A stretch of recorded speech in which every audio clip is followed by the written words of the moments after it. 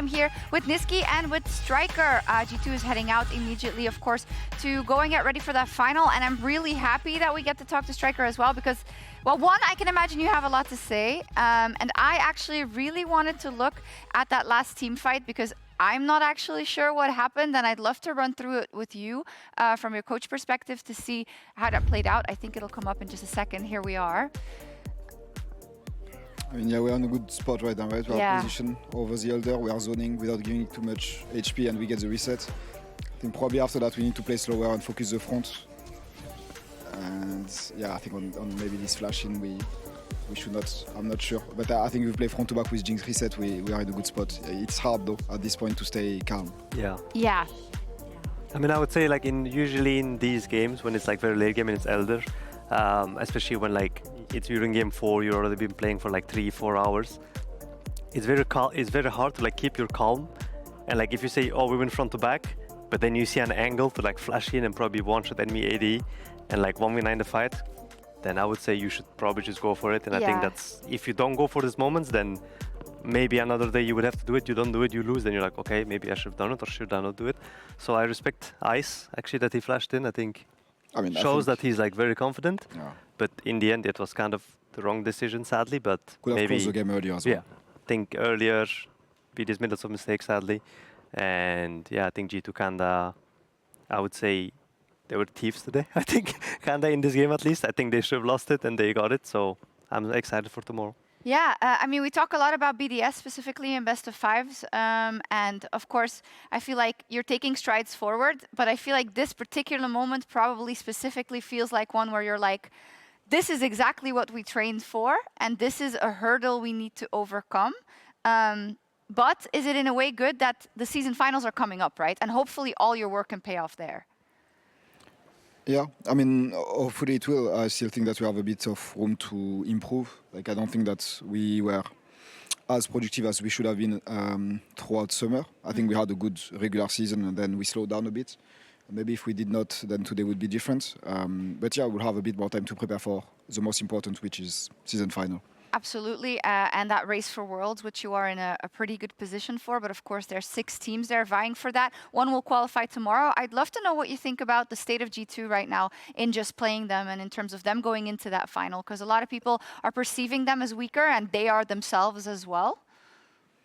Yeah, I don't think they are playing at their peak level, right? I think they will eventually pick it up.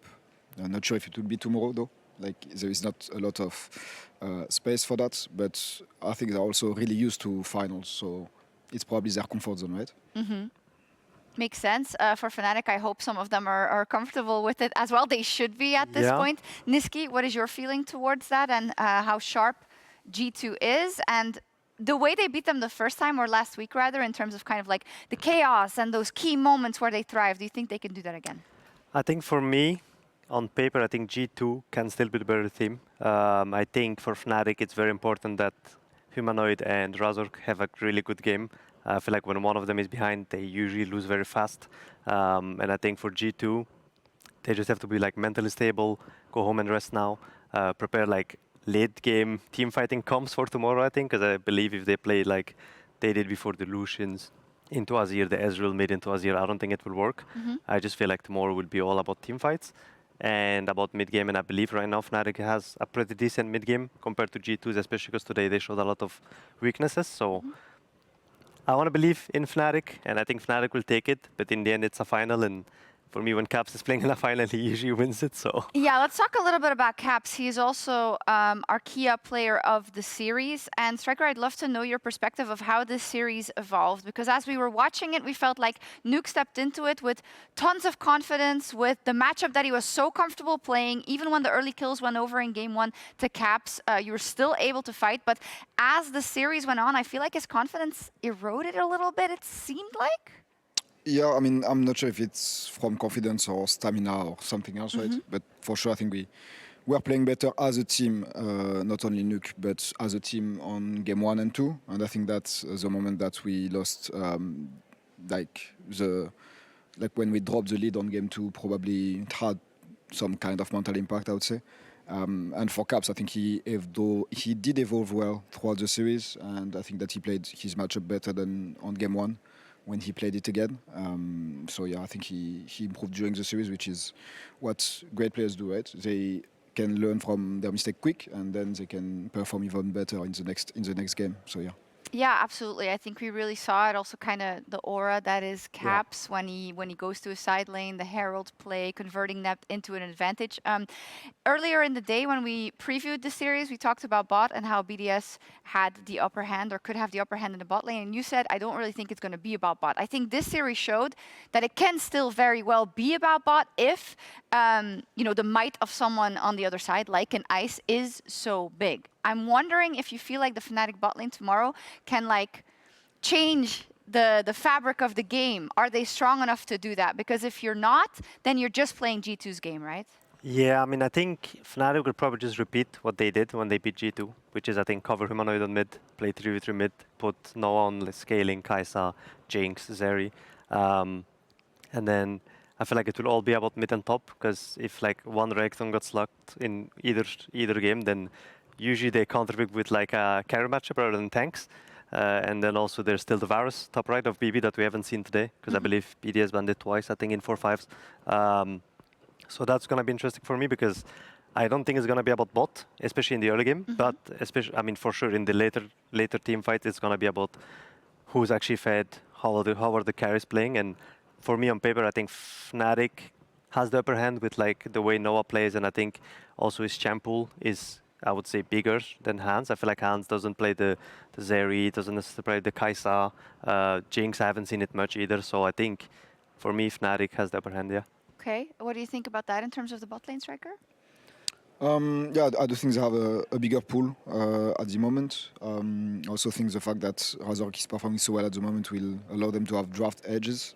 So I'll overall give it to Fnatic, yeah. Yeah, do you think the team success stands and falls with Razork in terms of the role he's taken in that team, right? He's become a lot more vocal.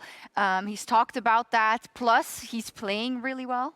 Yeah, I think the main thing is he can do it on both, I would say, utility but engage jungler like the Sejuani, but also on more AP carries jungler. So he's pretty well rounded in that regard. And I do think that if they manage to hold Caps in check by playing on mid correctly and having a draft that consolidates the mid jungle sweep early on, it can be hard for G2 to find a lead, because then on bot again, I think that Fnatic showed more, at least recently. Okay. So yeah. All right, we'll see tomorrow. Finally, about BDS, of course. I guess you're staying in Berlin, of course, hunkering down and practicing for those season finals. If you look at the field and all the teams that have qualified, I mean, we have definitely talked about the fact that there seems to be a line between the top three and the rest, and I think that makes sense as well. How do you feel about your chances for Worlds and about that focus for BDS? I mean, I feel confident that we'll make Worlds. I hope that we do. I mean, we wanted the title at the beginning of the year, right? And we'll have to do it in the most, in the hardest tournament, but also the better tournament to win. So we are going to double down on the effort that we put in training, and hopefully we can get there. But I do think that we are slowly getting there. That was probably our best of 5 this year. So there is no reason to think that we are going to slow down. No, I mean, yesterday also winning the best of 5, that helped. We'll see indeed. Nisqy, final words about BDS into the season finals before we... I mean, you're going to be playing them, of course, most likely. I would say, I think in season finals, I think Fnatic and G2 will probably win their best of, I believe. I think if G2 fixes some of their mistakes, they're still one of the better teams in the LEC. And I think Fnatic also is very stable, so I would say the last spot for Worlds, hopefully it's going to be us against BDS. Depends if you pick Ezreal, I guess. I think it's going to be very interesting to see how we play against them, because I don't think we actually played much against each other in best-ofs. So I'm excited, but first we of course have to beat Mad or Giants. I'm not sure who we play I think first. we're going to talk about the seeding tomorrow, because I'm not sure. I'm pretty sure Mad is 50. I think we play Mad if Mad loses, yeah. Yeah. We'll see indeed. It'll be cool to see. I'm excited for it. That's, of course, in a few weeks, but it is G2 versus Fnatic once again, which is our summer split final. That is tomorrow. Make sure to tune in. For now, though, 1 second. I'd like to thank my guest. Thank you, Nisqy. Thank you. Thank you, Striker, for seeing the season finals as well. And for now, we will leave you with Raz playing some Swarm and some gameplay from the LCS if you want to expose yourself to that. Have a great night. I don't. You can.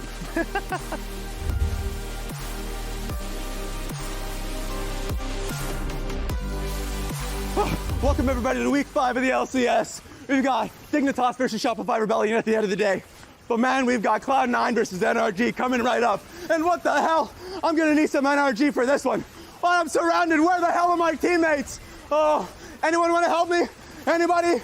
We've got some great games. We've got a lot of fans. So if anybody from the crowd wants to come in on this, please do. I don't think I'm gonna make it. Why do they keep coming? Where are they? Where are my friends? Hey, get back, you one-armed Skarner. If I don't make it, tell my mama to watch week 5, watch Cloud9, watch NRG.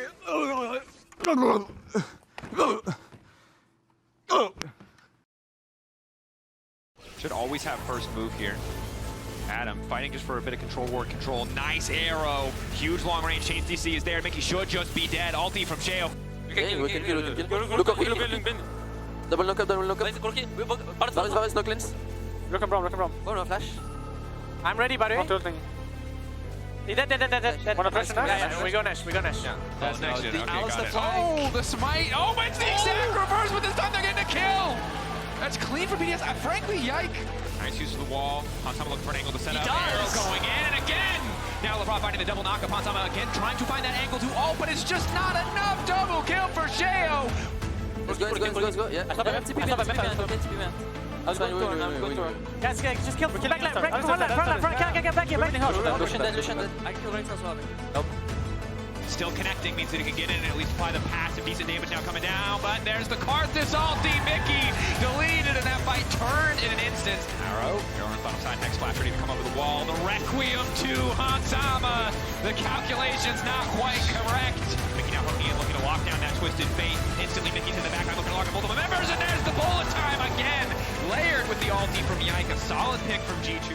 Excellent play in the mid lane for BDS. Nice, he's doing nuke with the flash for Boulder. But very, very slowly, Sjokz will fall. Yike and Mickey just walks up and kills him. Swante, baby! Get the copy ready! Get the pasta ready!